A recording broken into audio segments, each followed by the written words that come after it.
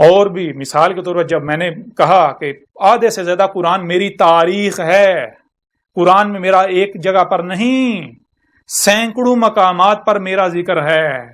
آپ لوگ تو یہ کہہ رہے ہو نا، یعنی کہ ایک پر بھی نہیں، ایک چھوڑو سینکڑوں مقامات پر اس کو پڑھو، اس کو ختم نبوت ہو، جو ختم نبوت کے نام پر آپ نے جو کچھ گڑ رکھا ہے اس کے حقائق کیا ہیں، وہ دجل اس میں چاک کر دیا گیا، ایک پہلو سے نہیں درجنوں پہلوؤں سے، اور دنیا کی کوئی طاقت رد نہیں کر سکتی. اور جن روایات کا تم لوگ سہارا لے رہے ہو، جن روایات کا سہارا لے کر تم لوگوں نے یہ اکادن ریات اخذ کیے ہوئے ہیں، گڑے ہوئے ہیں، ان کو بھی اس کے اندر وہ روایات بھی موجود ہیں، ان کی حقیقت بھی چاک کی گئی ہے. بالکل واضح کیا گیا ہے کہ ان روایات کی بنیاد پر جو تم لوگوں نے دجل جو ہے وہ پھیلایا ہوا تھا اس کی وہ بھی چاک کر کے رکھ دیا گیا.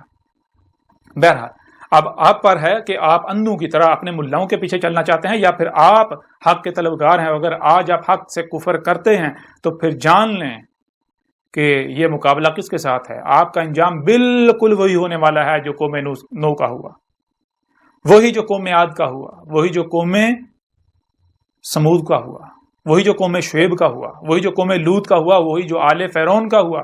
اگر کوئی میرے ساتھ دشمنی کرتا ہے، اگر کوئی میرے ساتھ دشمنی کرتا ہے اور جو میری دعوت کو دل سے تسلیم کر رہے ہیں ان کے ساتھ دشمنی کرتا ہے تو وہ جان لے وہ نہیں بچے گا، نہ دنیا میں بچے گا نہ آخرت میں بچے گا.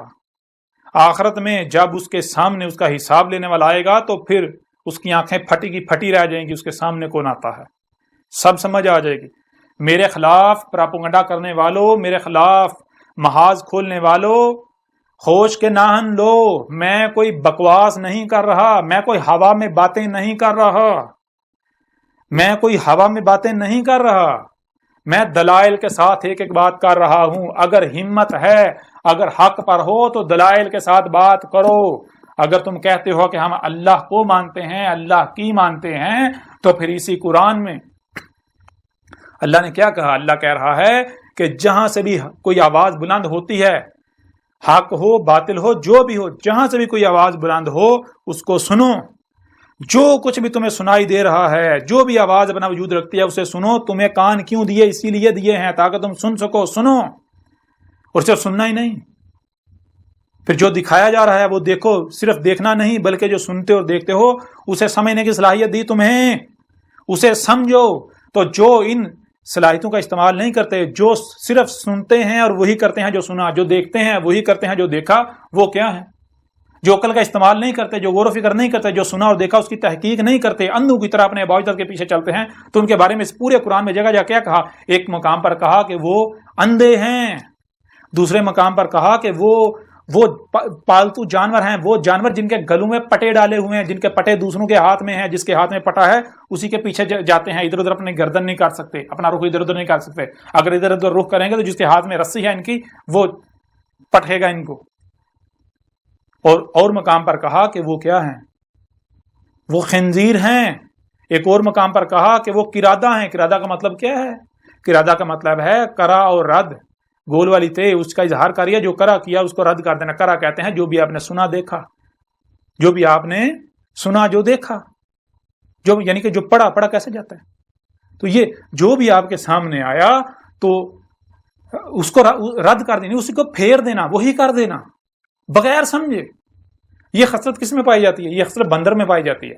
بندر جو دیکھتا ہے وہی ریپیٹ کرتا ہے، وہ سمجھتا نہیں ہے.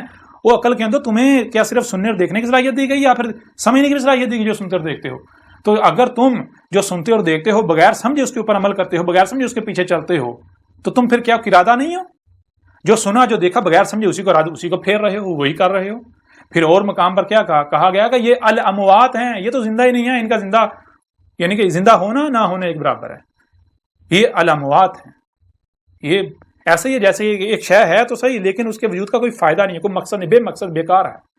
اس کا نہ ہونا ہی یعنی کوئی ایسے جیسے ہے ہی نہیں، اس کا ہونا نہ ہونا ایک برابر ہے.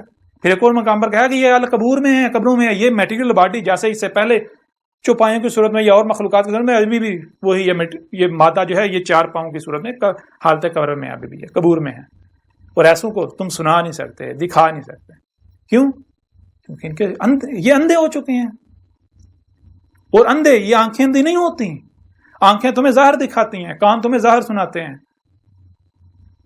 اور جو مکمل جو ہوتا ہے، مکمل صرف وہ نہیں جو ظاہر ہے، مکمل تو جو باطن ہے، جب تک وہ سامنے نہیں آئے گا تب تو مکمل نہیں ہوگا۔ کوئی بھی شے آپ اپنے سامنے رکھ لو، کوئی بھی، تم اپنی ذات کو لے لو، کیا تم وہ ہو جو سامنے نظر آ رہے ہو، یا پھر باطن کو ملایا جائے گا تب تم مکمل ہوگا؟ کوئی بھی شے لے لو، کسی شے کو سامنے رکھ لو، اس کا مکمل وجود کب سامنے آئے گا؟ جب ظاہر و باطن دونوں کو سامنے رکھا جائے گا۔ تو ظاہر تو دکھاتی ہیں یہ آنکھیں، سر کی آنکھیں، باطن کیسے دیکھتی ہو؟ تم تو باطن دیکھ نہیں رہے، باطن دکھاتی ہیں باطن آنکھیں، جو آنکھیں اندر چھپا کر رکھی ہیں، کون سی؟ تمہارے سینوں میں دل، جن کے دل زندہ ہیں۔ یہ آنکھوں سے اندھا ہونا اندھا نہیں ہوتا، دل ہیں سینوں میں جو اندھے ہو جاتے ہیں۔ بہرحال اب آپ کے اوپر ہے کہ آپ اندھوں کی طرح مجھے گالیاں دیتے ہیں۔ اب وہی کرتے ہیں جو قوم نوح نے کیا تھا، قوم عاد نے کیا تھا، قوم سمود نے کیا تھا، جو قوم شعیب نے کیا تھا، جو قوم لوط نے کیا تھا، جو آل فرعون نے کیا تھا۔ تو پھر انجام آپ کا ان سے مختلف نہیں ہونے والا۔ بار بار کہہ رہا ہوں، جان لیں عذاب آپ کے سر کے اوپر کھڑا ہوا ہے۔ جو کہتے ہیں کہ اس کا قرآن میں ذکر نہیں ہے، آدھے سے زیادہ قرآن میری تاریخ ہے، یہ اس کے اندر کھول کھول کے رکھ دیا، دنیا کی کوئی طاقت اس کا رد نہیں کر سکتی۔